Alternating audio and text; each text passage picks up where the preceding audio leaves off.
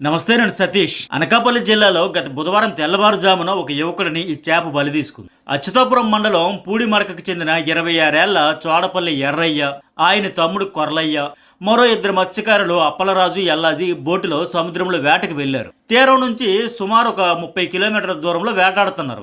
వాళ్ళ గేలానికి దాదాపు 200 కేజీల బరువు ఉండే కొమ్ము కోణం రకం చేప చిక్కింది. దాన్ని తమ బోటులోకి లాగేందుకు ఎర్రయ్య ప్రయత్నించాడు. మిగతా వాళ్ళు కూడా ఆయనకు సాయం చేస్తా ఉన్నారు. తప్పించుకోవడానికి అది తీవ్రంగా పెనుగులాడింది. ఈ పెనుగులాటలో అనుకోకుండా ఎర్రయ్య కాలుకు ఆ వలకు కట్టిన తాడు చుట్టుకుంది. బోటులోకి లాగాలని వీళ్ళు గట్టిగా ప్రయత్నిస్తూ ఉన్నారు. తప్పించుకోవడానికి ఆ చేప బలంగా లాగడంతో గేలంతో పాటు ఎర్రయ్య కూడా సముద్రంలోకి పడిపోయాడు. ఆ తర్వాత క్షణాల్లో ఎర్రయ్య ఆచూకీ గల్లంతయింది. అతడిని సముద్రంలోకి లాగిపడేసిన చేప కూడా తప్పించుకుపోయింది. ఎంత గాలించినా ఎర్రయ్య ఆచూకీ కనబడలేదు. కోస్ట్ గార్డ్ పోలీసులు సముద్రంలో విస్తృతంగా గాలించారు, అయినా ఫలితం లేదు. కనీసం అతని మృతదేహమైనా దొరుకుతుందేమోనని ఇప్పుడు వెతుకుతున్నా అసలు ఆనవాళ్లే లేవు. దీంతో సముద్రం అడుగులోనికి తీసుకెళ్లిపోయాక ఏం జరిగింది అనేది అంతుపట్టని మిస్టరీగా మారిపోయింది. చనిపోయిన విషయం అర్థమవుతుంది, కనీసం మృతదేహం కూడా కనిపించకపోవడంతో ఆ కుటుంబీకుల ఆవేదన వర్ణనాతీతంగా మారింది. కొమ్ము కోణం చేప దాడిలో ప్రాణాలు కోల్పోవడం గతంలో కూడా చాలాసార్లు జరిగింది.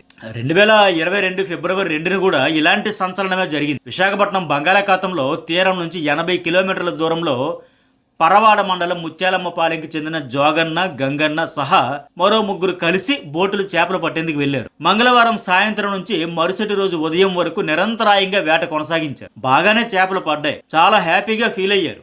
కష్టానికి ఫలితం దక్కుతోంది అని. ఇక ఇంటికి వచ్చేద్దాం అనుకున్న టైంలో తెల్లవారుజామున ఊహించిన ఘటన ఎదురయ్యింది. కొమ్ము కోణం చేప వలలో పడింది. 150 కేజీలకు పైగా బరువు ఉండడంతో వాళ్ళు వలలో నుంచి బోట్లోకి తేలేకపోయారు. జోగన్న నీటిలోకి దూకి ఆ చేపను వలతో పాటు బోటులోకి తెద్దామని ప్రయత్నించారు. ఎందుకంటే నేను ఇందాక చెప్పే కదా, వలలో పడగానే ఇది వాళ్ళకి చిక్కినట్టు కాదు. వలలో చిక్కినా సరే స్పేర్ గేలం వేసి దాన్ని పట్టుకోవాల్సిందే. అయితే అక్కడేం జరిగింది, ఆ వలలో పడిన చేపను ఆ జోగన్న బోటులోకి తెద్దామని స్పేర్ గేలం వేసేదానికి ఆయన నీటిలోకి దూకాడు. కానీ ప్రాక్టికల్గా అది సాధ్యం కాలేదు. పైగా చేప చాలా స్పీడ్గా తన పదునైన కొమ్ముతో జోగన్నపై దాడి చేసింది. నేరుగా కొమ్ము ఆయన కడుపులో గుచ్చుకుంది. అంతే, 40 ఏళ్ల జోగన్న ఎక్కువసేపు ప్రాణాలతో లేడు. కొద్దిసేపటికే ప్రాణాలు వదిలేశాడు. ఆ చేప తప్పించుకుని తిరిగి సముద్రంలోనికి వెళ్ళిపోయింది. తీరానికి దాదాపు 80 కిలోమీటర్ల దూరంలో ఈ ప్రమాదం జరిగింది. బోటులో మృతదేహాన్ని ఒడ్డుకు చేర్చడానికి దాదాపు 7 గంటల సమయం పట్టింది. జోగన్న మృతదేహానికి ఆ రోజు అనకాపల్లి ప్రభుత్వ ఆసుపత్రిలో పోస్ట్ మార్టం చేశారు. ఆ చేప కొమ్ములోని విషం శరీరం మొత్తం వ్యాపించినట్టు పోస్ట్ మార్టం రిపోర్ట్లో తేలింది. అప్పుడు జోగన్న, ఇప్పుడు ఎర్రయ్య ఇద్దరు ఈ కొమ్ము కోణం జాతి చేప వల్లే